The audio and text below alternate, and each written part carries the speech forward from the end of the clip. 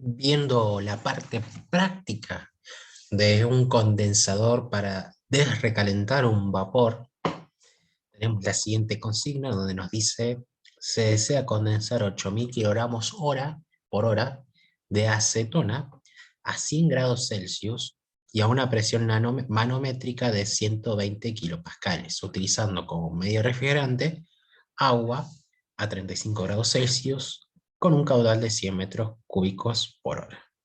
La caída de presión admisible en ambos fluidos es de 1,2 atmósferas.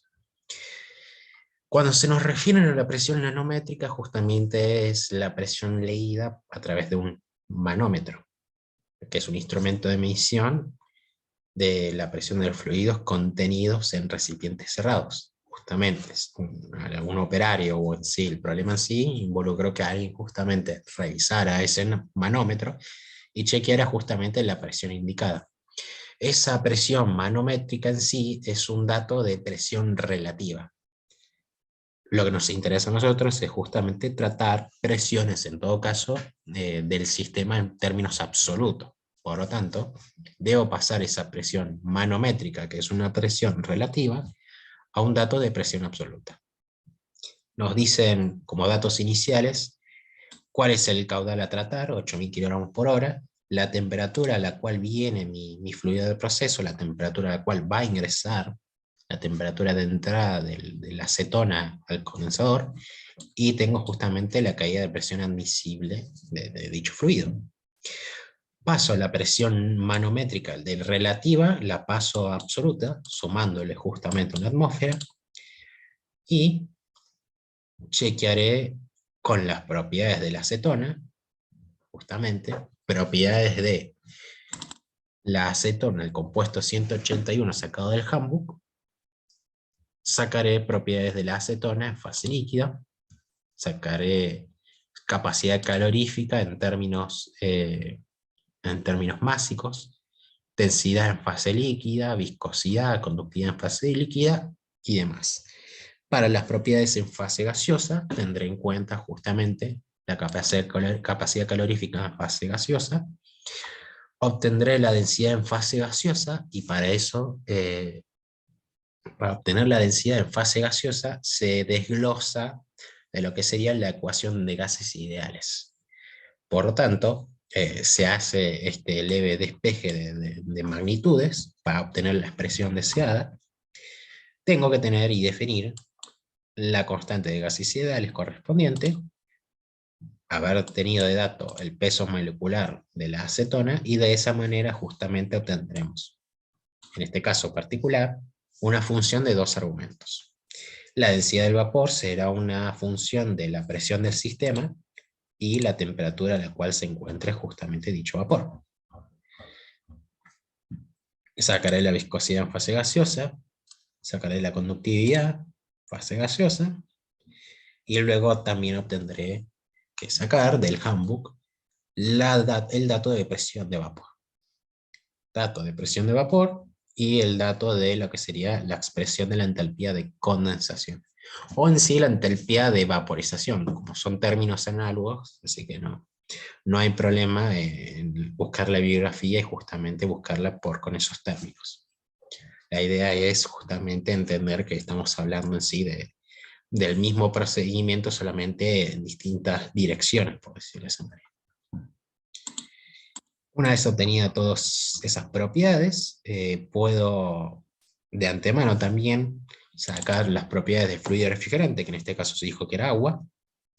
Eso será el peso molecular, calor específico y CP, densidad, viscosidad, conductividad térmica, en fase líquida. ¿Por qué en sí en fase líquida? Fijémonos que el refrigerante, el agua, se encuentra a 35 grados Celsius. En ningún momento me detalla a qué presión se encuentra, como para decir, bueno, estoy en fase líquida o en fase gaseosa. Por otro tanto, vamos a asumir que el refrigerante está a una atmósfera de presión, y en una atmósfera de presión 35 grados Celsius, el agua se encontrará en fase líquida. Por eso busqué justamente y definimos las propiedades en fase líquida. Primer punto, calculo la temperatura de condensación, como siempre se veía para el diseño de condensadores, de equipo de condensadores. Esto es que para el dato de presión del sistema, esa presión del sistema es una magnitud que justamente puede ser obtenida a través de la expresión de la ecuación de Antoniez de la presión de vapor. Esa presión de vapor es una función en función de la temperatura. Justamente, tendría una ecuación, tendría una incógnita que sería a qué temperatura se desarrolla la presión del sistema, una ecuación, una variable, grados de libertad cero, el given find calculará este sistema de ecuaciones. De esa forma yo obtengo la temperatura de condensación, a cual definimos TB, TB corta. Damos cuenta que la temperatura de condensación surge a los 80 grados Celsius. Entonces, si mi fluido de proceso en sí viene a una temperatura de 100 grados Celsius, es evidente de que si el fluido se encuentra a 100 grados Celsius y recién se condensa a los 80, 81 grados aproximadamente, quiere decir que el vapor de acetona viene en condiciones de sobrecalentamiento. Por lo tanto, este condensador debe abarcar una zona de desrecalentamiento para llegar a la condición de saturación y de ahí condensarlo. Para el cálculo justamente tenemos que tener en cuenta esas dos zonas, zona de desrecalentamiento, zona de condensación, que abarcará justamente una carga térmica de desrecalentamiento y una carga térmica de condensación. Para la zona de desrecalentamiento, calcularé, como se veía en general, los cálculos como caudal másico de alimentación de la acetona por la integral del Cp, la integral de la capacidad calorífica, justamente en fase gaseosa, entre la temperatura del vapor y la temperatura de entrada. Integrando esta expresión me queda esta magnitud en megawatts. Para sacarle el calor de condensación, se calcula justamente a través del caudal de alimentación de la acetona por el calor latente en unidad de masa. El calor latente en unidad de masa es la entalpía de condensación evaluada a dicha temperatura de condensación dividido el peso molecular, así quedan expresiones básicas. Entonces, la carga térmica neta desarrollada, que debe ser removida o absorbida, mejor dicho, por el refrigerante, está dado por la suma de ambos calores. Pasando al caudal de refrigeración, yo sé de que el caudal de refrigeración se encuentra a 100 metros cúbicos por hora. Pero a mí me interesa trabajarlo en términos másicos, o sea, en términos de caudal másico. Por lo tanto, lo que debo hacer simplemente es ajustarlo, hacer la conversión, multiplicar esa caudal volumétrico, multiplicarlo por su densidad de dicho fluido, a la temperatura de entrada, en este caso, y obtener justamente el caudal másico. Sé, por definición, que este será mi caudal másico respectivo, que ingresará mi sistema en sí del condensador a 35 grados. Por lo tanto, aplicando esta igualdad, lo que puedo obtener justamente es a qué temperatura de salida se debe disponer este fluido, para justamente absorber todo ese calor neto. Por lo tanto, siendo un given find de esta expresión, tendré la incógnita que yo deseo obtener, una incógnita, una variable, y tendré una sola ecuación, grados de libertad cero, temperatura de salida será mejor dicho, el valor a obtener. Fijémonos que el fluido refrigerante, el agua, ingresará a 35 grados Celsius y saldrá justamente a 44.5 grados Celsius. O sea, un salto térmico mínimo de casi 9 grados Celsius. Con la temperatura de entrada y la de salida obtengo la temperatura media. Con la temperatura media yo podré ahí desglosar todas las propiedades del refrigerante y por lo pronto puedo obtener lo que sería la temperatura intermedia, la que se vio en un momento que, bueno, que iba a estar entre la zona de recalentamiento y la zona de condensación. Acá lo que se puede ver justamente en este perfil térmico es cómo la acetona en sí venía en estado de sobrecalentamiento, se enfría por el fluido refrigerante hasta obtener el estado de saturación, y ahí de vapor saturado pasará a líquido condensado saturado. Tengo dos zonas, tendré dos perfiles térmicos, tendré dos delta T media logarítmica para una zona de recalentamiento, teniendo en cuenta el perfil térmico correspondiente, y tendré un delta T medio logarítmico para lo que sería, justamente la zona de condensación.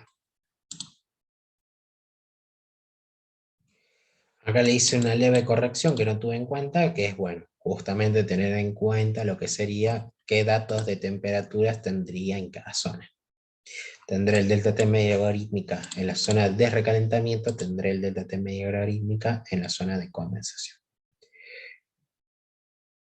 El FT, el factor de corrección, dijimos que era igual a 1 para lo que sería cuando el fluido de proceso tiene un perfil isotérmico. Por lo tanto, el FT va a ser igual a 1 en la zona de condensación. Pero en la zona de recalentamiento no va a ser así. Como hay fluctuaciones de temperatura, tendré que calcular su respectivo FT.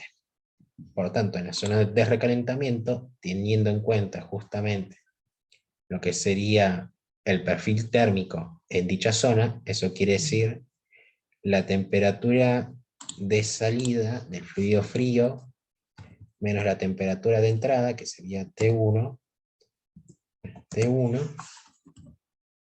y acá sería temperatura de entrada menos la de salida, bien, T de salida más T de entrada. Entonces, fijémonos que dentro de todo, con esta forma analítica de obtener el cálculo, tenemos un FT de casi igual a 1. Prosigo con los cálculos. Tengo dos zonas, como dijimos, zona de recalentamiento, zona de condensación. Para lo que sería el área de diseño, tendré que tener en cuenta dos áreas de diseño. Un área de diseño de recalentamiento, un área de diseño de condensación. Por lo tanto, eso implica obtener un U de diseño, un coeficiente global de transferencia de calor de diseño, para la zona de recalentamiento y para la zona de condensación. Fijémonos que emplearé esta tabla para la zona de lo que sería el equipos enfriadores. Justamente estoy enfriando el fluido caliente. Estoy enfriando lo que sería acetona, una denominada sustancia orgánica ligera. El fluido frío será el agua. Por lo tanto, el U de diseño estará entre 75 y 150. BTU por pie cuadrado hora delta Fahrenheit. Recordemos siempre que estos valores dados de tabla son simplemente valores de partida. En este caso definí 100 BTU, y con ese U de diseño y las condiciones en la zona de recalentamiento sacaré el área de diseño de dicha zona. Replicaré lo mismo para lo que sería la zona de condensación, solo que justamente voy a emplear otra tabla, que va a ser la tabla de condensación, que está en la siguiente página de la bibliografía. Y en este caso voy a tener en cuenta solventes orgánicos. Solventes orgánicos saturados a presión atmosférica y fluido frío como agua, siendo este tal vez el mejor escenario representativo de mi problema.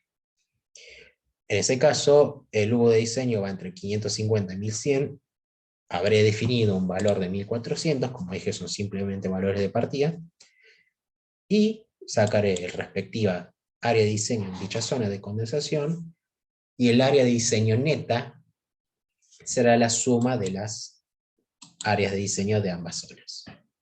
20.7 metros cuadrados. Continúo el cálculo con lo que sería el cálculo del área disponible y los parámetros geométricos. Eso quiere decir, defino una longitud de tubos, de tubos comerciales, 12 pies en este caso. Elegiré la medida de los diámetros, en este caso de la tabla esta 10, que es la tabla T1, elegiré un diámetro de 1 pulgada externo y 0,704 pulgadas, 0,704 pulgadas de diámetro interno. Para un arreglo cuadrado definido, yo tengo que, a través de esta tabla, definir que la separación entre tubos va a ser de 1,4. 1,1 y un cuarto, mejor dicho. O sea, 1,25 pulgadas. En este caso, definí que el número de pasos entre tubos y el número de pasos en carcasa va a ser igual 1. Podría haber sido 1,2, por ejemplo. Un número de pasos por tubo 2, un número de pasos por carcasa 1. Pero en este caso fue 1,1. Con eso sacaré el número aproximado de tubos y con la tabla respectiva de la bibliografía veré que a los 71,154 tubos aproximados tendré que el valor real estará dado en 81 tubos, correspondientes a un diámetro de carcasa de 15,25 pulgadas. Con eso saco el área disponible, defino si quiero justamente en esta instancia la separación de baffles, la separación entre baffles, mejor dicho, como el 70% del diámetro de carcasa, y obtendré el número de baffles a través de esta forma, donde los baffles tendrán un corte del 25% respectivamente, y estarán rotados justamente en forma vertical, para que el condensado formado fluya hasta su boca de salida. Este caso particular, en este ejercicio y por conveniencia de la lección en sí, decidí que el fluido de proceso, el vapor sobrecalentado de acetona, fluya del lado de carcasa. Si fluye del lado de carcasa, significa que el refrigerante en consecuencia circulará por el lado de los tubos. Entonces, para el cálculo del coeficiente pelicular del lado de los tubos, solo voy a tener en cuenta las propiedades del refrigerante, que era el agua. Calculo el área de flujo por tubos, calcularé la densidad de flujo másico, esta densidad de flujo másico dividiéndolo por la densidad del fluido que circula, que en este caso dijimos que era agua, me va a dar la velocidad.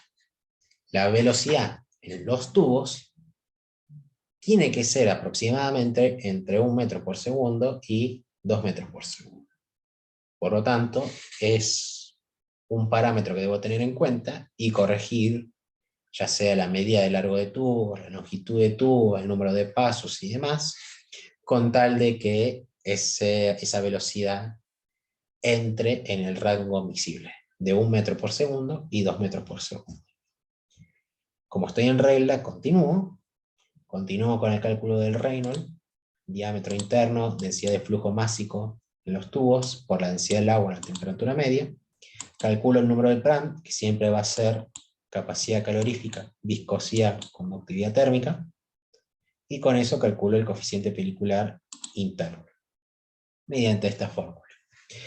Esta fórmula se aplica generalmente porque el número de Reynolds me dio un número elevado, lo que indica un flujo turbulento, y se aplica para flujo turbulento esta fórmula que se ve a continuación. Coeficiente pelicular lo debo corregir en la medida de los diámetros, y así finaliza esta parte de los cálculos. Continúo con lo relevante. Continúo con lo relevante porque es el cálculo de coeficiente pelicular del lado de carcasa lo que sigue. Como dije, justamente el vapor de acetona sobrecalentado va a circular del lado de carcasa. Tengo que tener en cuenta las dos zonas, la zona de desrecalentamiento y la zona de condensación. Para la zona de desrecalentamiento voy a calcular el área de flujo del lado de carcasa, que será obtenida mediante estas magnitudes: diámetro de carcasa, separación entre tubos, diámetro externo, espaciamiento de baffles, dividido separación entre tubos. Con esta área de flujo del lado de carcasa obtengo la densidad de flujo másico en fase vapor, teniendo en cuenta el caudal que circula de acetona, calcularé un diámetro equivalente. Este diámetro equivalente depende en sí del tipo de arreglo que habíamos definido. Como el tipo de arreglo definido es un arreglo tipo cuadrado, se aplica esta. Calcularé una temperatura media de la zona de recalentamiento, que será la temperatura media entre la de entrada y la de condensación, para evaluarlo lo que sería el Reynolds, el número de Reynolds de zona de recalentamiento. Así también sacar el PRAM en la zona de recalentamiento y obtener la expresión del coeficiente pelicular en la zona de recalentamiento. Voy con lo otro más importante, que es calcular todas las consideraciones de condensación para mi equipo respectivo. Como dije que va a ser una condensación del lado de carcasa y va a ser del lado de carcasa horizontal, voy a aplicar todos los cálculos de condensador horizontal por carcasa. Esto era que tenía que calcular el número de filas número de tubos en la fila central, calcular el número aproximados en la fila vertical, sacar la temperatura del condensado y de ahí obtener el coeficiente pelicular de condensación ideal. Con esta medida yo lo que tenía que hacer era corregirla por el efecto más que otra cosa del vapor, de la masa y la velocidad del vapor que circulaba. Esto significa obtener un número de Nusselt, sacar un Reynolds bifásico justamente porque tiene propiedades en fase vapor y en fase líquida. Sacaré un PRAM del líquido a propiedades de fase líquida justamente, y continuaré con los cálculos de los factores de corrección de Wallis, el RW, el HW y el XW, para así, a través de este modelo de Wallis, obtener el coeficiente pelicular de condensación corregido, aplicado para esta zona de condensación. Finalizado esto, calculo el área necesaria y el exceso de la misma. Para eso, voy a tener en cuenta de la página 640 del Chemical Engineer Design, la cuarta edición, volumen 6, página 640. En esta tabla 12.2 me brinda justamente la tercera columna, cuál es el factor de ensuciamiento de estos distintos, el listado de fluidos. En este caso, tengo agua refrigerante, y me dice que el factor de ensuciamiento va de 0.003 a 0.00017. Elijo 0.0003. Esto está justamente en metros cuadrados grados Celsius por Kelvin, por watt. Para la acetona, voy a considerar que la acetona en sí es un fluido orgánico en fase vapor. Entonces, el factor de ensuciamiento va a ser 0.0002. O mejor dicho, el vapor acetona, este orgánico en sí, va a condensarse. Es un fluido que voy a terminar condensándolo. Entonces, bueno, la medida o la magnitud en sí no varía en sí de lo dicho anteriormente. Con esos ensuciamientos lo que hago es aplicar la fórmula del coeficiente global de transferencia de calor para la zona de recalentamiento. Será la sumatoria a la menos 1 al inverso del coeficiente pelicular del lado de los tubos, el coeficiente pelicular del lado de carcasa en la zona de recalentamiento, el ensuciamiento de los fluidos, y luego aplicaré lo mismo para la zona de condensación, teniendo en cuenta el coeficiente pelicular de condensación en la parte de carcasa corregido. Con eso justamente voy al cálculo de las áreas necesarias, en la zona de recalentamiento y en la zona de condensación. Sumándolas me brinda justamente cuál es el área necesaria neta que requiere mi equipo para que surja la condensación de la acetona en las condiciones dichas. Comparo entre el área disponible brindada por los parámetros geométricos y obtengo que el área disponible menos el área necesaria sobre el área necesaria, un exceso del 3% es lo que consigo. Por lo tanto, en sí, estoy aprobando los cálculos. Continúo con lo último, que será la caída de presión. La caída de presión del lado de los tubos, por ejemplo, recordemos que por los tubos va a circular el fluido refrigerante, que era el agua. Por lo tanto, en estos cálculos voy a tener en cuenta las propiedades del agua. Será que la caída de presión del lado de los tubos va a tener un aporte de caída de presión en los tramos rectos de los tubos, más una caída de presión en lo que sería esos cambios de dirección por los n pasos que tengan por tubos. Con eso me da que la caída de presión será 0.07 atmósferas. Como me encuentro menor a la admisible, por el momento estoy superando y avanzando con el cálculo. Como el fluido de proceso, el vapor sobrecalentado, va a circular del lado de carcasa, debo de tener en cuenta, para el cálculo de caída de presión del lado de carcasa, las condiciones más exigentes.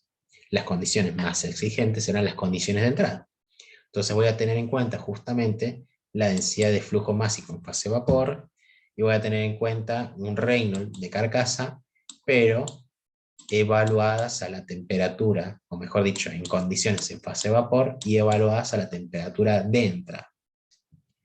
Con dicho Reynolds de carcasa, sacaré un factor de fricción del lado de carcasa, para así calcular la caída de presión del lado de carcasa, que será el factor de fricción por carcasa, número de baffles más 1, diámetro de carcasa sobre diámetro equivalente, densidad de flujo másico del vapor al cuadrado, dividido 2 veces la densidad del vapor, que está evaluada la presión del sistema y la temperatura de entrada. Fijémonos que nos dio una caída de presión de 0.4 atmósferas, menor a la admisible, por lo tanto, el ejercicio quedaría resuelto. Y con eso finaliza la primera parte de condensadores acondicionantes. Nos veremos la próxima clase. Chao, chao.